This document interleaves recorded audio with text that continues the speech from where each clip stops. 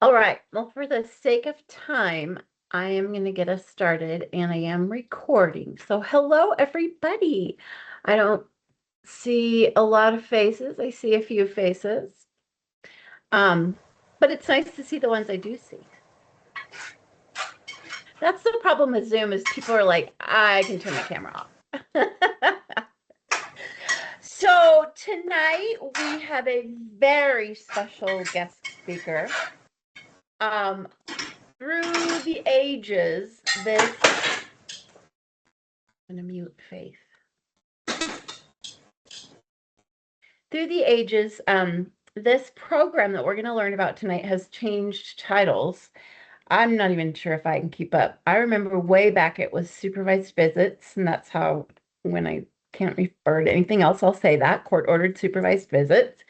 We went through a period of structured parenting time, and honestly, I cannot remember what it's called right now, but I will let Audrey have the floor and she will update us. Audrey, thank you so much.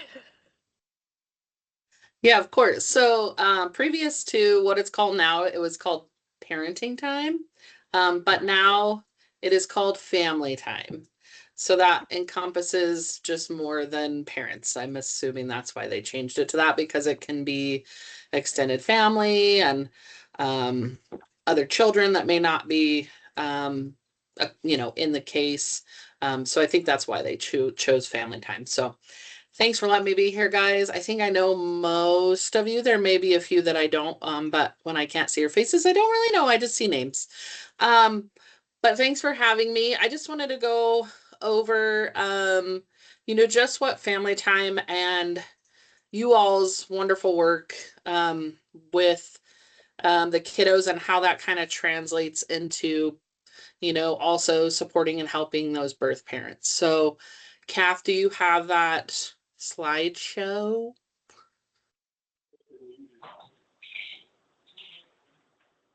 You guys all see that? Cool, cool. Yes, we can see Um, it. you can see it. Okay, awesome.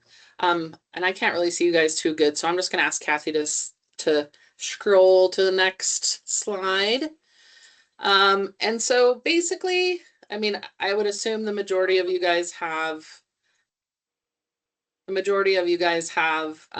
children either now or in the past or will have that have court ordered family time.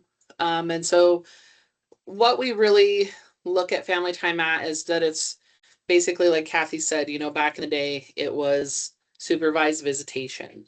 And what that provides is just, contact between parents and other children or other family members when kiddos are placed out of their home for however long that should be.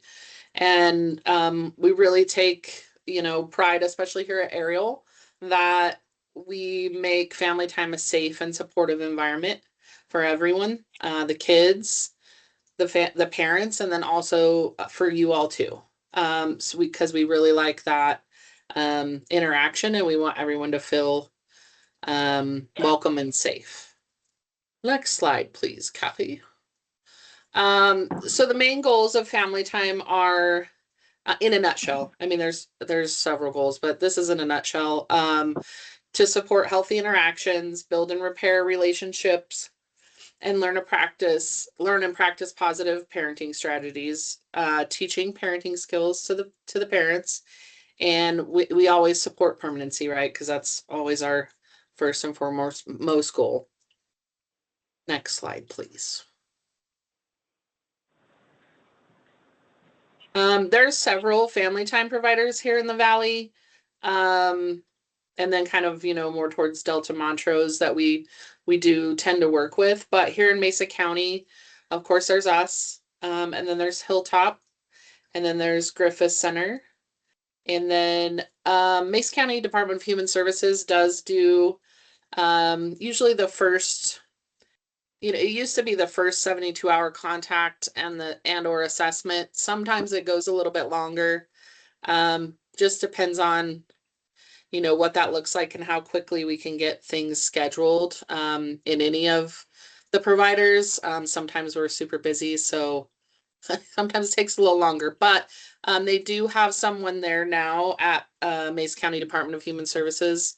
Her name is Corinne Ferguson, and she kind of runs that part of their stuff till we take over. And she's much appreciated because before that, it was the county caseworkers that were having to provide the family time, and it got a little tricky sometimes. So we really do like that before they come over to us. In Delta and Montrose, we don't have a building in Delta or Montrose anymore where we actually provide supervised family time. We did in the past, but we just haven't been able to keep that busy. So they can come here to Grand Junction though, and we do serve those counties. And then in Delta and Montrose, CASA of their judicial district, they do also provide family time, and then also Can Connect up there. So there are some other choices. And then, a lot of other Western Slope counties and other counties, of course, around Colorado provide their own family time, or they have other people that they contract with to provide it. Next slide, please. I like to sing a little bit, just a tiny bit. And then, so to start the family time process, I'm sure most of you are pretty familiar with, kiddo gets removed, DHS has to complete some sort of contact within 72 hours. That is court ordered and is the law. And that's if parents are available. If they're not available and they can't get a hold of them, then I don't know what they do from there. And then DHS sends us a referral, usually for family time. Most of the time, if it's a new case, the department does a first assessment, and then further assessments will come on to us after that. Once we get that authorization, we look at who's available supervisor-wise, what they need for frequency and duration. We look at, what foster parents need, what parents need, and we try to just bring that all together and do the best we can for scheduling. Sometimes it's not ideal. Sometimes, kiddos are getting pulled out of school. We try really hard not to do that. But it being a court-ordered situation, sometimes if that's all we have, that's what we have to do for lengths of time. We know that foster parents are like a huge piece in that. A lot of you work. So we really try, especially with our aerial families, to give you kind of that precedence if we can, to help you guys out. If we can't, we try to hopefully make it work somewhere down the road where we do have availability. And then once they're here with us, they have agreement paperwork they have to do. We have a lot of policies and things that we expect of them. And then their family time begins. And then in family time, we basically, are going over and trying to get them to meet their goals that have been given to them from their assessment, and the recommendations and things like that. So there's an assessment that is done through Mesa County. None of the other counties really that I'm aware of do it or ask us to do it, but it's called a KIPS assessment, and it stands for Keys to Interactive Parenting Score. And it's just a fancy name for an assessment that is done to try to find parent strengths, and we build off those the strengths, and then we also try to help them be more successful in the things they aren't doing as strong in. And those assessments, typically we try to do those every 90 to 120 days during the case. And those are the points where as a foster parent, you'll probably see, possible time increases or frequency increases, depending on if parents are doing well or if they're not, and they may not get those increases if they're, maybe not engaged like we'd like to see them be. So those are things you might see as the case moves on. We can recommend time increases without the assessments being done. It just kind of depends what the team wants to do. So it's kind of a two-way street there. So increases and frequency increases and duration always are part of it. It will happen unless parents are just absolutely not engaging or doing what is asked of them, or they're just like not coming, or if there's just huge safety concerns. Or let's see, what else do we not increase for? Or if kiddos' reactions are just like, they can't handle more time with parents, those would be the reasons we wouldn't be increasing. But part of family time is to try to give parents and children as much time together as we can in a safe and appropriate environment. And then I don't know if they do this as much through DHS as they used to, but they used to like set up icebreakers between birth parents and foster parents.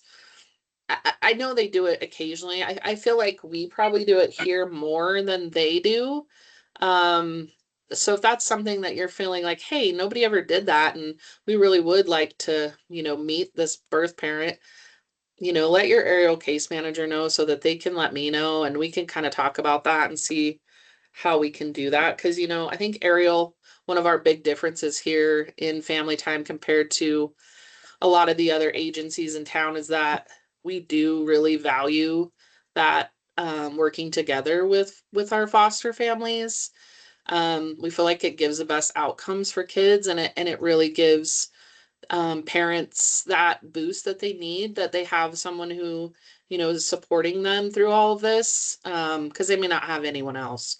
And that doesn't mean you have to go above and beyond and do a ton of things, but it just means that you feel comfortable having a quick conversation with them when you drop off or pick up, so that they just know that you're a person, and you care about their kids. So if that's something that you feel appropriate doing, if it is appropriate and there's not safety concerns, let your aerial case manager know. And then, like I said, as family time goes on, there's lots of changes in frequency, duration. We could move out into the community. If parents are doing really well, it could even go to where we just do check-ins. And then it can also go to where they're doing unsupervised family time, or even family time with kin, supervising or doing check-ins. So there's a lot that kind of plays out during the whole process of family time. Okay, we can go to the next slide now. Thank you, Kathy. So possible recommendations for family time. So there's basically 3 different levels. Therapeutic family time, which we call TFT, would be our highest level of intervention. This is usually, well, mostly always conducted by a therapist. It doesn't happen on our side of the building, so this is a completely separate service. It does happen at Ariel, though. We do have this available, but it happens over in our therapy suite. And so those therapists use that time to really kind of, go over things that need to be talked about: severe abuse, severe trauma, or, if kids have a really disorganized attachment, they kind of work on how to get things back to a level where they can come to regular family time, which is the next step, which is what we do here in our suite at Ariel, which is family time coach. And this is primarily just a parenting intervention. And we just make sure that we're helping parents with their skills, and we're modeling, and we're observing, and we're intervening for safety if warranted, and then we're documenting all of that. So it's quite a step down from the therapeutic piece. But my big thing here as a supervisor is above and beyond everything to me is safety of kids. So I don't really care if parents aren't working on their goals, as long as the kiddos are safe. That's, the county can worry about the other stuff, but the kids will be safe when they're here. And then the last one is flexible family time. This one goes into where, if they're doing really well, possibly moving towards that, light at the end of the tunnel for parents of like kids might be coming home. So they could be doing community with just check-ins, or no check-in. So flexible's, like it says, pretty flexible. Next slide, please. And then what my staff's role is, is they have a lot. There's a lot that they do. I think we see these kids and their parents more than anybody on the case does, besides you all who live with them 24 hours a day. And so we really get attached to, parents and kiddos. But what their main roles are coordinating family time visits and making sure, that schedules align if we can make that happen and make it as easy as we can. We maintain neutral observations, so we try not to put our own biases in there. We provide feedback and coaching when needed and when it will be taken. It's not always taken, but we sure try. We try different approaches if something doesn't work, and we try to go from there. We also provide a safe environment. Like I said, safety is number one for me. And then they have the ability and willingness to relate to all cultural, ethical, and socioeconomic groups and different lifestyles. So in the Valley, that's not super prevalent, but we try our best to, see where everyone's coming from, every family, and meet them where they're at. Next one, please. And then some other things that my family time coaches do. We really try to help them reach their goals that they're getting on their assessments. We really try to intervene when topics of conversation are not appropriate. As we all know, things can come up. We don't know it's going to come up, but we try our best to divert, I guess is the biggest word. Diversion is a skill that majority of my coaches learn really quickly when they start working here. And then we provide emotional support because this is hard. It's hard for kids. It's hard for parents. And so we just try to be that ear when they need it. We provide supportive interventions and facilitate positive experiences for families. As you can imagine, this is probably one of the hardest things that a parent would have to go through. And a lot of times they come in here and they're not happy. So we try really hard to build some sort of a rapport with them. So, at times it may look that I don't want to say like there's alignment, but if you haven't seen what has gone on behind the scenes, that might look like that to you, but just rest assured that is not the case, that we really try not to align with anyone, and we just try to be that neutral party. But we do have to build some sort of rapport with families. Next slide, please. And then how can you guys, oh no, this is sorry. This is for birth parents. I'm getting ahead of myself. So what we ask of birth parents and families is that they come on time and they're ready to focus on their kiddos. They respond to their children's needs, and they're having appropriate interactions with their kids, that they can redirect and manage their children's behaviors in positive, appropriate ways. Try to avoid or limit conversations about adult issues, or maybe people that the children don't know well. Limit their distractions, like their cell phones. And then we do ask that if they are able, that they provide snacks or meals depending on the times of their visits. And then provide other supplies also if they're able.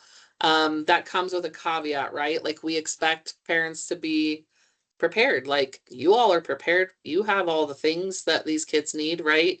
And we ask that of them, but there's a lot of times where they genuinely cannot.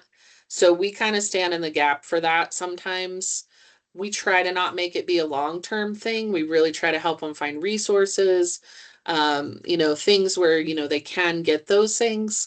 But a lot of times we try to stand in that gap. It is all documented though, however.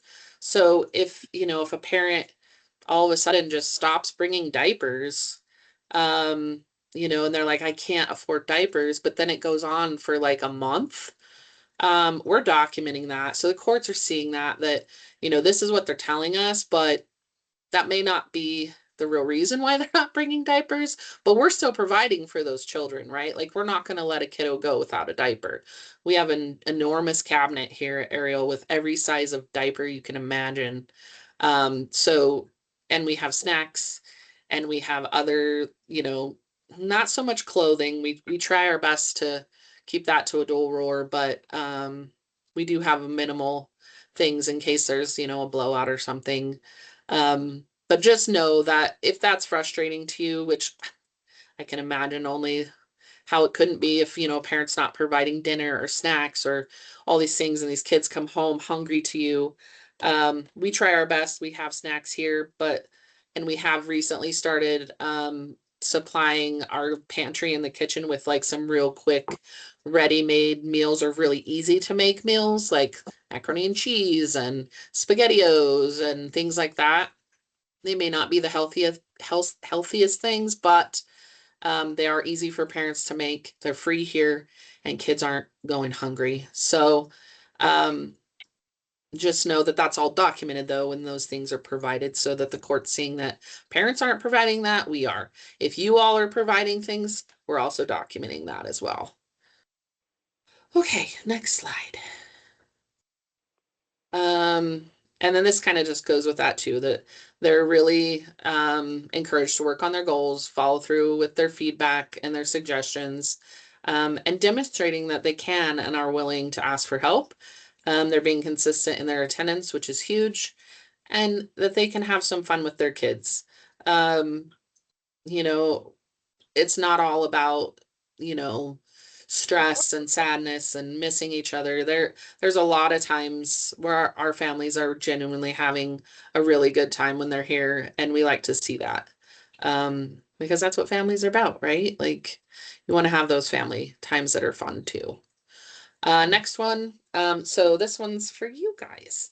So why is it important for foster parents and birth parents to work together? So like you guys know that the kids come into your house, they have this whole entire world of things that you don't know about, relational ties, memories, traditions, connections. And they come with this whole family. And so I think that Ariel foster parents do an amazing job of being that person that like stands in that gap and make sure that kids are held up while their families are going through these really hard times. And that's amazing. And thank you guys. You're very awesome.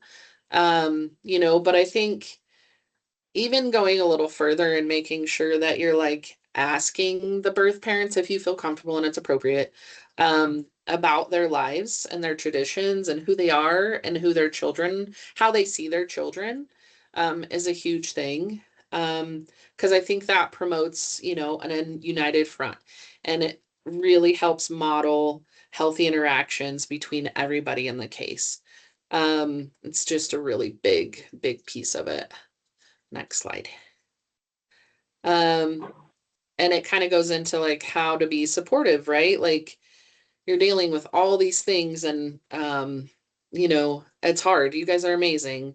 But I think these are big things that we see that really make a difference, which is knowing that family time is court ordered.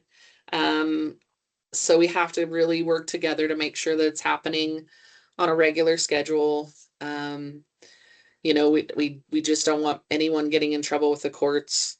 So that's a huge piece of it. And like I said, we try our best with scheduling. It's so hard.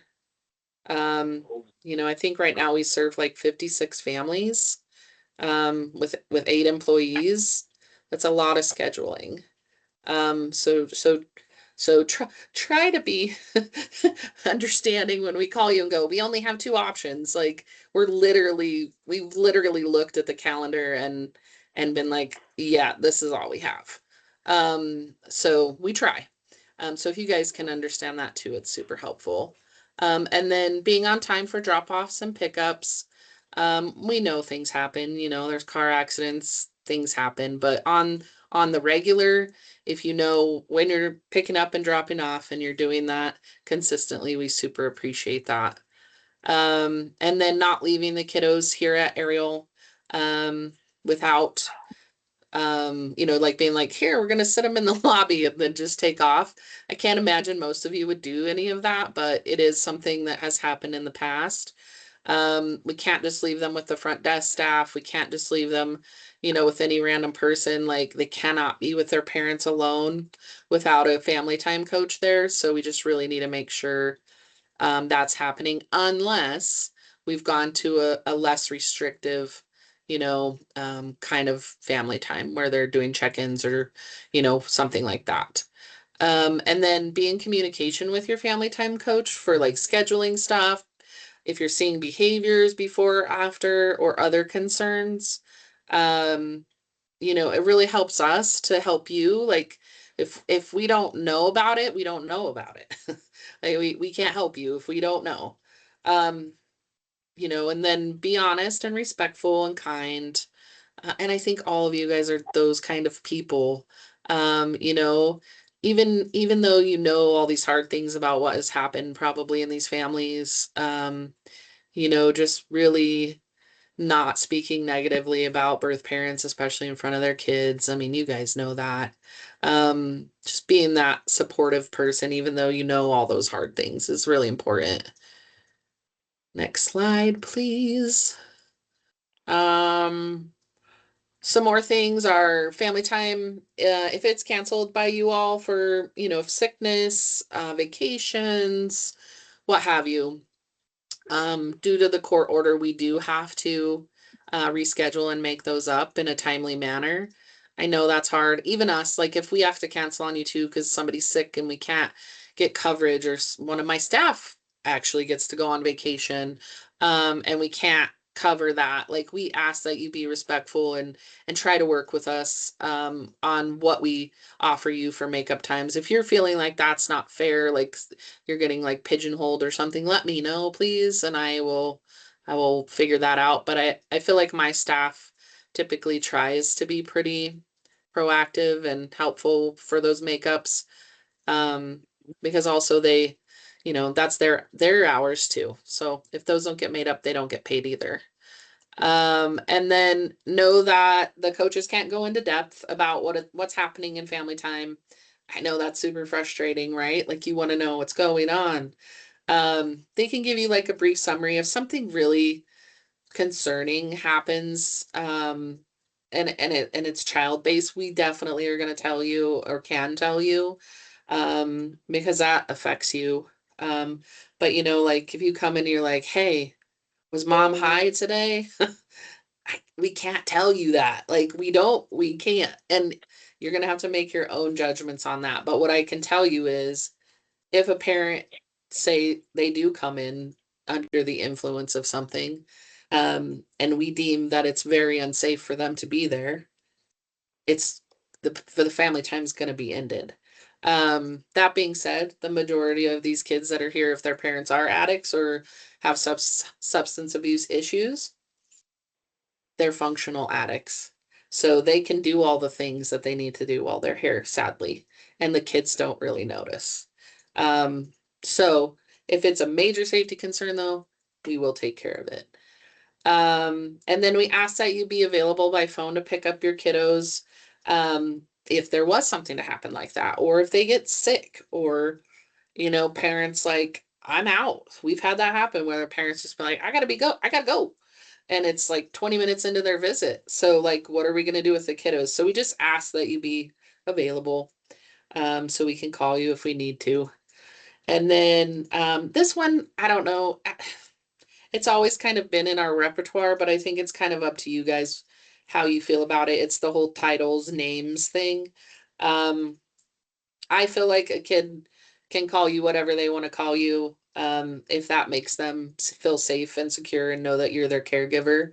So I don't really, that one doesn't hit me so hard, but it has just been in our little repertoire of stuff. So if you guys have questions about that, you can always reach out to me about that. And then we just ask that you guys try to build those positive relationships with birth parents if you can. Those of you that have, you've reaped the benefits of that, right, with your kiddos. So you know how it works and you know why it works. Next slide, please. And then just some little pointers on, remembering when you're working with the birth parents that, especially right in the beginning of a case and the start of family time, it's very chaotic. Parents are usually in shock. They're not believing that all this is happening. A lot of it probably is the accountability, right? They're having a hard time with that. Um, and then they just, things just don't make sense. So you may see them, um, with heightened behaviors and emotions, and you might be like, oh, this person, but usually it adjusts.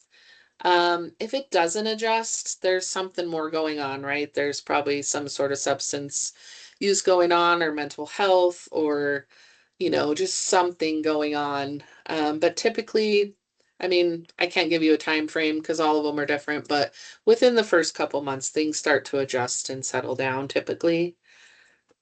So don't give up hope on that, I guess is kind of the takeaway. And then what can you guys do? Oh, sorry, next slide. And then what can you guys do to, kind of build some sort of a rapport with your birth parents? And that's just start a conversation with them, and be ready for some anger and frustration and accusations. Gonna happen. But I think if you're letting them know that like you're there to help, you're not going to hurt their kids. You're there to help love their kids and keep them safe until they can, return to them. I think that says a lot. And then just that humbleness piece is huge. And it's hard because, some of us get very passionate about, what has happened to these children. So I think just being humble about it, and really listening, I mean, a lot of the stuff they say may be like, you might be like, whatever. But if you're just listening, it says a lot. And you don't have to sell yourself. I mean, you guys are here for a reason. You do what you do for a reason and you're good at it. So there's no reason to sell yourself to a parent because they're not listening and they don't really need that. So, just do what you do and do it well like you do, and that's all you need to worry about. And then ask them questions about themselves and about the kiddos. You'll be shocked at how many parents will be like, well, nobody's ever, asked me those things. And it just starts building a bridge. And then, it ideally in a perfect situation, you can like build a plan together, of like, how do we work together and how do we support each other and how can we make this the best situation for what it is? Ideally that would be like pie in the sky, the best. We would love that. Um, and then that's about it for that. I mean, if you guys have questions, I definitely can answer questions. There's some questions on the slideshow, which I'm sure all of you guys have had these things happen, but I don't have to necessarily answer these particular questions. You guys have some. I would love to answer any questions you guys have.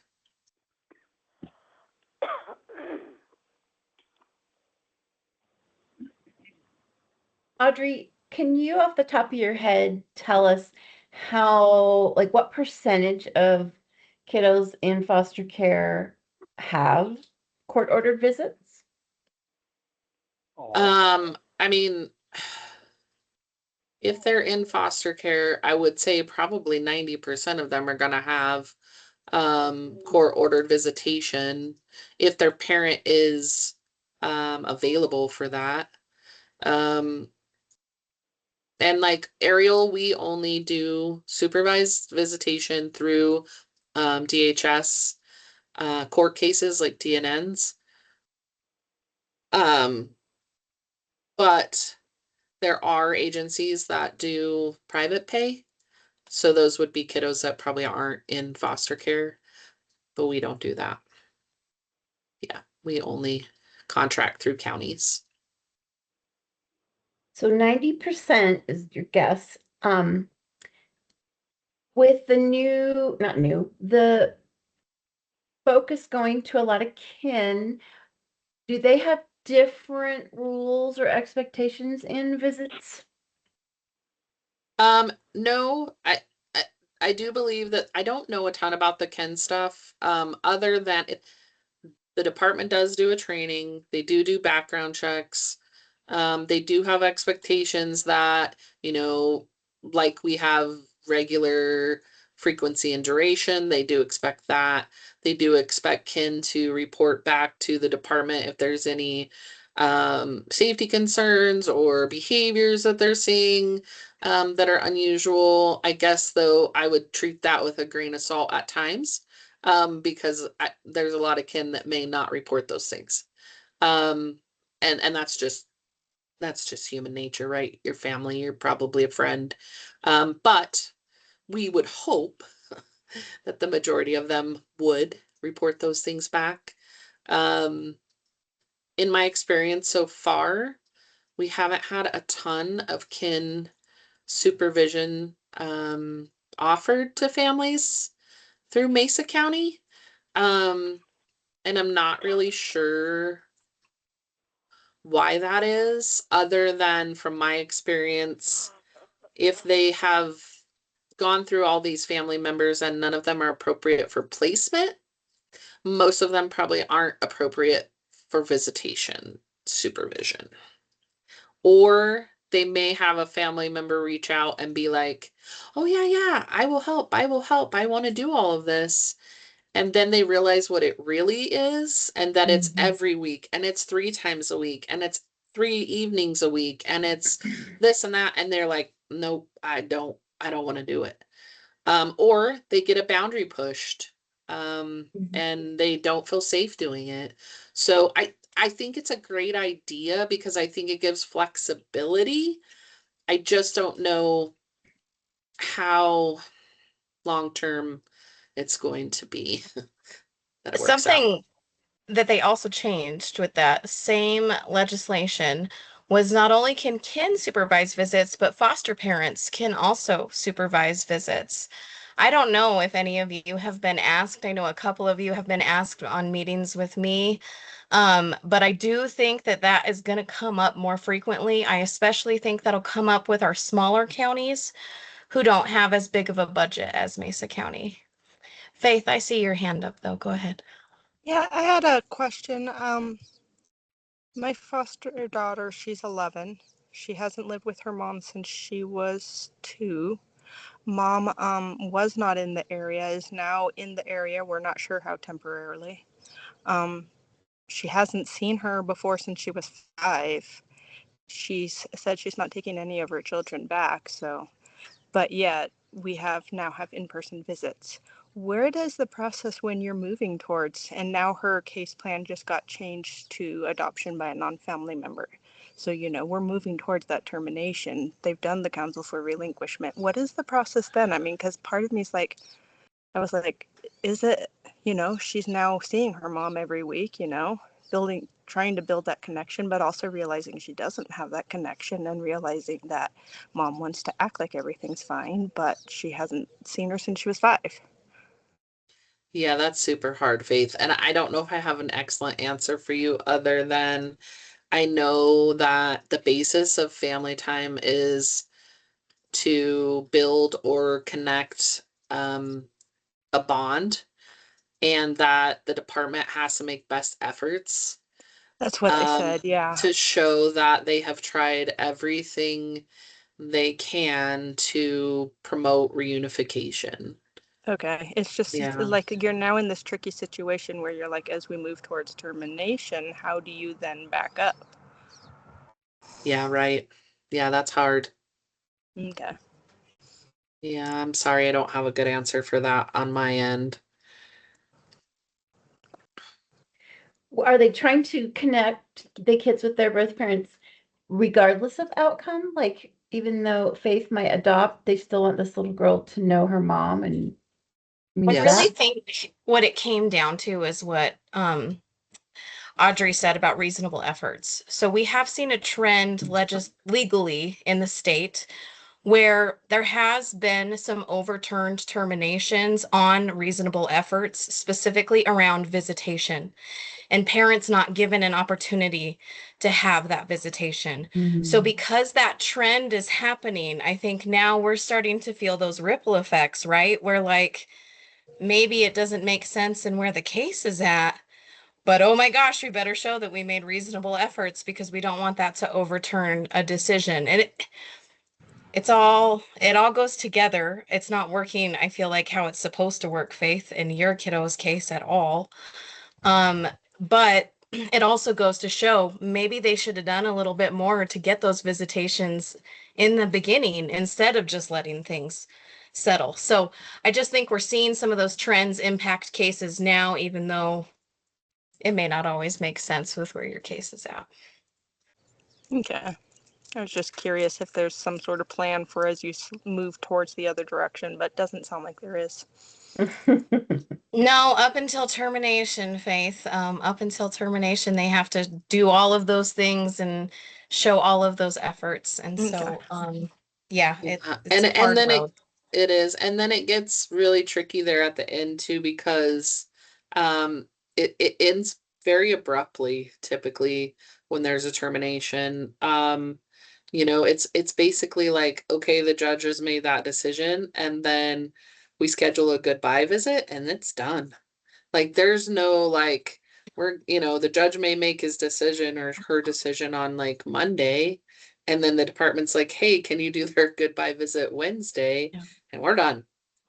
So like Okay. it's not a transition of like this is coming. I mean, kids are talked to about it, I think, if they're at an age where they know that those things can come down, but littles like they don't know, and it's like they'll see them on Monday and then they don't see them again ever. So it's really it's a strange and hard. I think goodbye visits are probably one of the most the saddest things we have to do here at Ariel. And I have to say a lot of agencies won't even do the goodbye visits. They will ask the county to do those visits. And we've had a few cases where we ask the county to do it just for safety and things, but typically if we have a decent relationship with a parent, that goodbye is going to happen here because we have a good rapport and the kids feel safe here and things like that. But they're rough. I know when I did family time myself, I did not like doing the goodbye visits. They're really hard. So kids need a lot of support through that. A lot of love and just yeah, because Everybody in it's the rough. office feels those days. They're Oh yeah. heavy. Yeah, they're Yeah. hard. Yeah. They're hard. Question, Audrey and Sarah, you may have some thing to add to this, but you had mentioned call them mom and dad and then call them foster mom and dad. Kids often will call you the role Whatever. that you are playing. How much do they correct these kiddos? Who's they? Who's they correcting? Foster parents. No, don't call me mommy. I'm not your mommy. Call me foster mommy. Like, how much do they? So I think I don't know. I don't think that a lot of professionals agree with me, but I will say don't correct them. I will say kids should be able to call you what they feel comfortable with. It can ostracize a child to have to call you foster mommy or Miss Megan or whatever. That can really make them feel separate. So most professionals probably don't agree with me, but I tell foster parents, I think you have to be okay with them calling you mom and them calling their mom mom. And you have to be okay with being able to sit in that uncomfortableness with their mom and tell their mom, hey, honey, I know that you're their mom.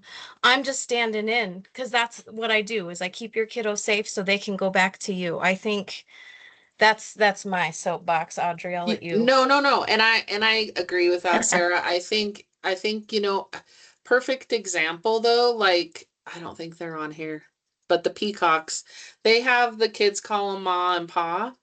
That's just like their thing. And so it takes away that mom, dad, but it also has that caregiver role behind it, right? And I think it's super helpful for kids if they have that expectation, because I know a lot of our kids, they want to call you mom and dad, but then they have this past of their mom and dad, and they don't want to hurt their parents. They don't want to, be like, well, I call them mom and dad too, especially older kiddos that can understand it. Babies and young ones, like, I don't know. I think they just look at you as their parent because you're their caregiver and you're providing all their needs, right? So you're their mom, you're their dad. That's what it is. You're their provider. But I think those older kids, we've had a few families here where bio parents gotten pretty upset about kiddos calling foster parents mom and dad. Um, and so we've just had conversations with them of like, well, would what would be okay for them to call, and like Kathy said, some of them are going to be like, well, I don't want them anything, that's a care providing situation. But if we get past that, and we've had ones like ma and mom, like super close together, but it's not the same, and it seems to help. Um, but there's going to be those parents that they're not going to budge on any of it. So I don't know if there's a complete 100% answer, but I do agree with when they're in your care, you are their number one provider. For them to look at you as their mom or dad is super important for for all of their development, for their bonding, for their attachment, for all of it. But unfortunately, bio parents don't understand that piece. They only see attachment as like, no, they're my children, they're going to attach to me, and that's the way it is. But that's not how attachment works. Attachment moves on into their lives, so they can have attachments with other people that are healthy. And so I think as long as they're building that really good attachment with you, that's the most important thing. Anybody else have questions?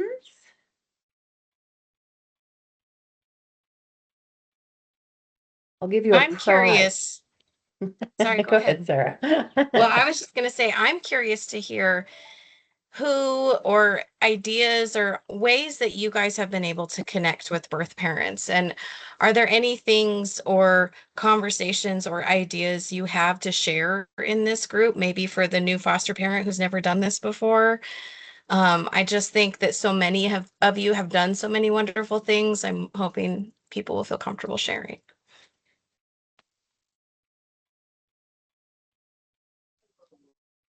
It's okay if it feels awkward when you first meet the bio parents because it's meant to be awkward and it's going to be slightly uncomfortable, but honestly, it's a very rewarding relationship to have because the kids see that you're showing love to their parents, so they know that you're not trying to say you're mine, I'm taking you away. It's more of let's be this dysfunctional family. Where right now you're just in our home. Yep. I like it. Megan, you look like you want to say something. Oh, sorry, Faith. I was just gonna say I've tried to share pictures. That's Yeah, it's a great idea. We're trying to decide what to say because it is showing the parents respect. We've had really good interactions with parents and relationships, and we've just been so lucky. We've had 1 bad out of 7, which is unbelievable. But we also don't take every case. And so with those harder cases, I wouldn't even know how to be respectful, So that's why we were just discussing, like, what do we even say? But I've seen you in the lobby, and there's been a birth mom that you have connected with, and then some that don't. So what's one thing that you were able to make a good connection with? Do you remember anything specific? I think it's just remembering that, like, Jordan Peterson talks about the Holocaust and says, if you think that you would not have gone along with the Nazis, you're wrong. And that it hits hard a lot of times, like looking at these parents and being like, it's God's grace that I'm not in the same situation. And so I need to show them compassion and love regardless of how frustrating it is. I would prefer our judicial system do things differently for sure, but those aren't we don't control them. So Craziest house ever. It's true. Yeah, just talking, trying to be people, trying to be respectful. I in front, like we've had a lot of doctor's visits, and I don't even. The mom thing is hard on me. hey, shh. Um, like even in front of the parents, I say foster guardian because I feel like that's a respect thing. I don't ever say foster mom. I just say we're foster guardian. I think that puts them at ease. We've mostly done olders, and so it's been more established with them, and they usually call us our name. And so we're working with youngers now, so we haven't really had to have that really. So yeah. Mary, you turned your camera on.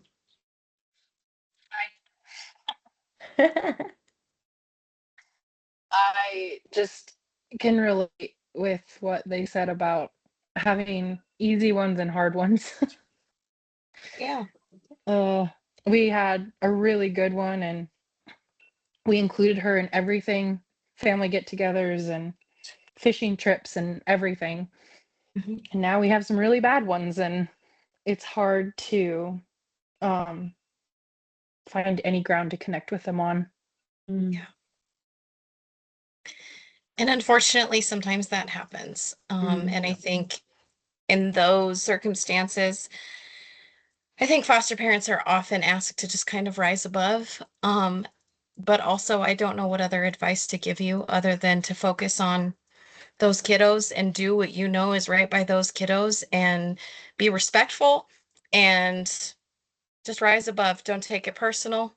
Be aware of where you're driving, Miss Mary, and just live your life, because sometimes, unfortunately, we're going to have those parents that are too unsafe and have too much going on that it's just not feasible to have a good relationship with. And that is hard.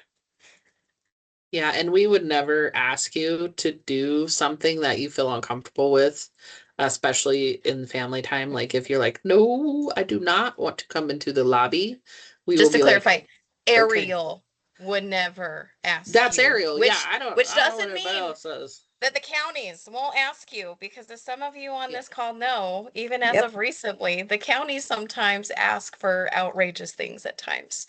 So if you ever are asked something that you're not comfortable with, call your Ariel case manager and make sure they're in the loop and they can help you navigate. Sure. Yeah, no, thanks for clarifying, Sarah. No, at Ariel. We're not gonna do that. But if it's doable, we love it. If it's not, it's all good. We still love you. It's not the situation for you, and that's totally fine. Yeah, but we're not gonna put you in a position where you feel uncomfortable as long as you're letting us know. We don't know what we don't know. So if you don't tell us and then you get upset with us because you're like, wow, that mom was so rude to me or whatever, but you didn't tell us. We don't know what we don't know. So please tell us.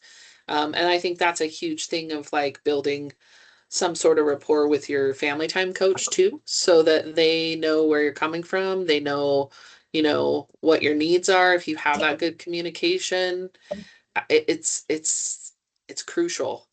And like I know a lot of you guys are great. You have some of the coaches here that you really click with. That's going to be with anything, right? In the world, you're going to click with some people or not going to click with others. So if you know that there's coaches here that you're like, yeah, like those are our people, let us know and we'll try our best if we can to have those people be there to support you and be the family time coaches for your families.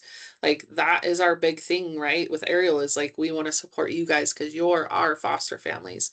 But if you guys aren't telling us, we can't help you, you know. So let us know. Just communicate. Jenny Grossman. Yeah, I was gonna just add that I feel like they don't do the icebreakers enough. I know we talked about that, but I do think that really helps bridge that gap. And I've had way more success with relationships when I've got to have those. And I always make a comment of telling parents, I'm not here to take your child. I want them to go back with you. Mhm. And just saying that out loud to birth parents oftentimes helps them want to build a relationship with you. Not always, sometimes it's still rough. And then the other thing I was thinking about really is pictures. If you can print pictures and send them whenever, it really helps. Again, parents get to see their kids outside of a visit time and helps kind of just build that bridge and lets them be able to see, oh, they are getting to do things that the kids are enjoying when they're not at family time. The icebreakers can be a huge tool, but there's a lot of reasons that they can be challenging to get early on in the case, which Audrey, I know you could tell us more about that.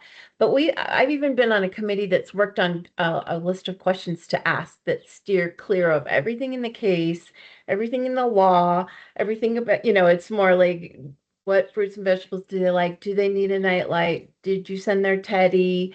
Who's their best friend? Things that are really, really kid focused that takes attention off of you and the birth parents, which is why we're all here. But they have proved very challenging to make happen. Audrey, do you have more insight as to why that is? I mean, I think from my perspective, the ones that we've done here at Ariel that are more like organic and aren't just like sitting at a big table and everybody's staring Sure. at each other and we're reading questions off a piece of paper go a Yeah. lot better. And those organic ones look like, hey, let's just meet out front for 10 minutes and let's have a conversation where everyone feels comfortable. And when we're done, we're done. It's not like a big to-do meeting and it's set for 35, 45 minutes. Like, I feel like that's a lot of pressure on both sides. And I feel like you're not going to get the answers that maybe you're looking for in that. And in my opinion, it may be a couple times. The icebreaker may be those first 3 or 4 visits that you're bringing kiddos to, or maybe, maybe not the first two, but 3, 4, 5, and 6, whatever. And you guys are meeting in the lobby or you're meeting out front and you're talking and you're starting to like, I think it's more about building something than just like, oh, we had this one meeting, they told us all these things, we're good.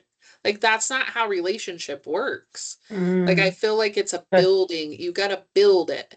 And I feel like that first meeting, like Micah said, the first time you meet them, it's awkward, it feels weird. And to sit down with people you've never met and you're taking care of their children, and then you're sitting there reading them off 50,000 questions of like, what kind of carrots, how do like their carrots cook, blah blah blah. Like, it just doesn't seem natural to me, and I think that's why it doesn't work. And I think that's why the department, it's not that they don't do it, because if it's asked for, they'll do it. But I think it's just not organic. So I think here we've had the best results with not typically calling it an icebreaker, but that if you're willing, can we have those conversations 5 minutes before or after a visit, it doesn't last 20 minutes, just those short interactions to build something and build a little trust. I think Mesa County is trying really hard to switch the narrative and change it from icebreaker to meet and greet because they recognize that sometimes meeting, like you guys and birth parents meeting each other at the very beginning of the case, is a really terrible time for you guys to try to meet and work together. As Audrey mentioned, oftentimes those first few visits are a little tumultuous, right? There's a lot of feelings, there's frustration, there's anger. And so I think that's the other reason icebreakers don't always work, is because I don't think people are always ready for that and to take that on. So I agree with Audrey that I think meeting them those first couple times during that drop off pickup, I think that is really more of a natural icebreaker. But meet and greets can be used throughout a case. We have some families who do it like a couple months after the case starts so that they can kind of all be settled into their routine. We have a lot of families now that are also doing it towards the end of cases, before cases start moving towards that transition, or before there's unsupervised visits, so that they can just meet and have that interaction then. So just know that that's a meeting that you might be asked to do at different times during your case. And also know that as a foster parent, at any time, if you don't feel comfortable having a meet and greet or an icebreaker, that's okay. You don't have to. All you have to say is, I'm not comfortable with that, and it doesn't have to happen. Yes, absolutely. We would never ask you to do something you don't feel safe or comfortable with. However, it's only going to behoove everybody if you can get there. And sometimes you can't. I mean, we've all seen cases that you just can't. Well, and Unfortunately. sometimes it's timing. Sometimes, you know what? Right now, it's too heated, but maybe in 3 Sure. months from now, Yep. maybe that's a better opportunity. Think about it again. That's a good way to throw that. Any other last questions before we say goodbye? Good discussion. Not seeing any nods, not seeing any hands. Did we miss anything, Audrey? Not that I can think of, other than just know that I'm, just as available as Sarah is if you have any questions about family time, or, something, like, I don't understand why this is happening, or, whatever, please reach out to me. I'd be happy to talk with you about whatever. Also, it's really cool when I get shout outs about my family time coaches, because I don't think they get enough recognition at all. I think a lot of times, if anything, they kind of get the short end of the stick a lot of times, not from you guys in general, I'm just saying. So if you guys have shout outs, like the other day, Jenny sent me a text and it meant the world to me to be like, yes, like, so I could tell my person, like, you are doing the things and you're doing it good. And someone sees that, and like, it meant the world to her. She was like, oh my gosh, that's great, So like, if you see things that are good, please let me know. I want to know the concerns too, but good things are always awesome. So I'd appreciate that. For sure. Well, thank you, everybody. It was nice seeing you, and till next time. Bye, guys.